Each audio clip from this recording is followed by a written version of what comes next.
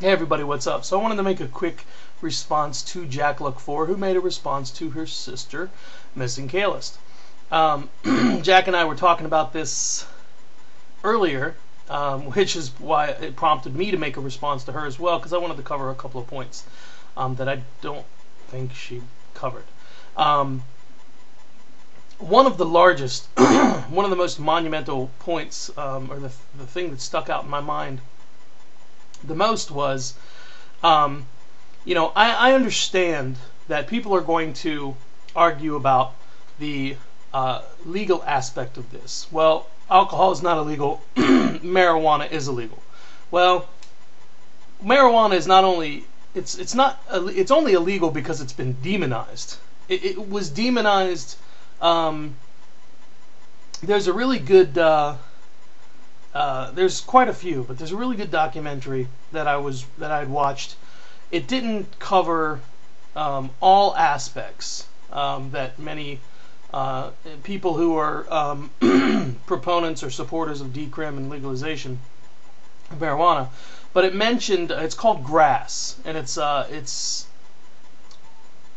narrated by Woody Harrelson, and it talks about, it goes back to, I think it's Harry Anslinger, the old narcotics chief in Washington, D.C., and how basically his campaign against marijuana kept him in his position, kept his department growing, and just kept money flowing for him in his pockets and for the government.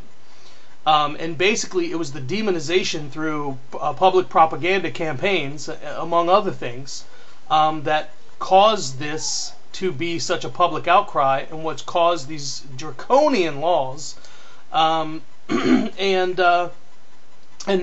gave people the perception of marijuana that it has today. So the fact that they have done this is the reason that they dropped him, because of the stigmatism that marijuana carries with it. Also, I find it really interesting that the alcohol versus marijuana issue. So they didn't have a problem with him drinking and driving, a DUI, but they did have a problem with him taking a bong hit. Now, let's look at the amount of death, damage, destruction that alcohol does.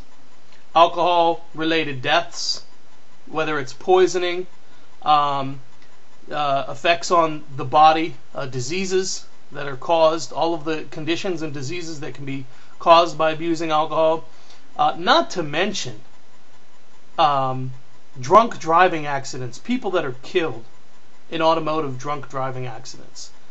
And then you go to the other side of the spectrum and you look at marijuana, and you look at the amount of marijuana related deaths strictly in regards to marijuana alone.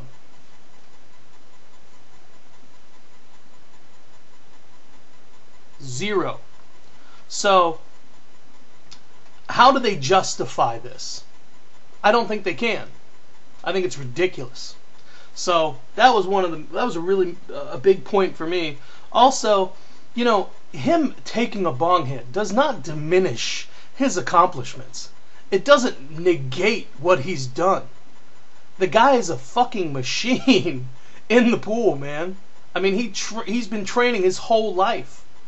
It doesn't negate his accomplishments, the hard work he's put in. It doesn't cast him in a negative light as an American or as a person. It's ridiculous. This is a personal choice. Taking something that's a personal choice, albeit illegal, we've covered this already, but a personal choice, and put it in a public spotlight, and now demonized Michael Phelps himself the same way marijuana is demonized. So it's the stigmatism that it carries with it. And how about the President of the United States? How about the presidents that have smoked marijuana? And they're still fit to run one of the major superpowers. One of the biggest superpower, I guess you could say, in the world. It's okay for them to smoke weed. pass all these fucked up stimulus packages, bailouts, and start wars and all that other good shit. But it's not okay for Michael Phelps, huh? So, anyway, those were a couple points I wanted to make. This is not directed at the individuals who made a couple of videos. It's just a couple of points that I wanted to get out about the whole Kellogg's Michael Phelps issue. So, just kind of piggybacking a little bit of what my dear Jack Luck said. So, that's it. Please feel free to comment, respond, give me your feedback. Honest, open dialogue. So, peace.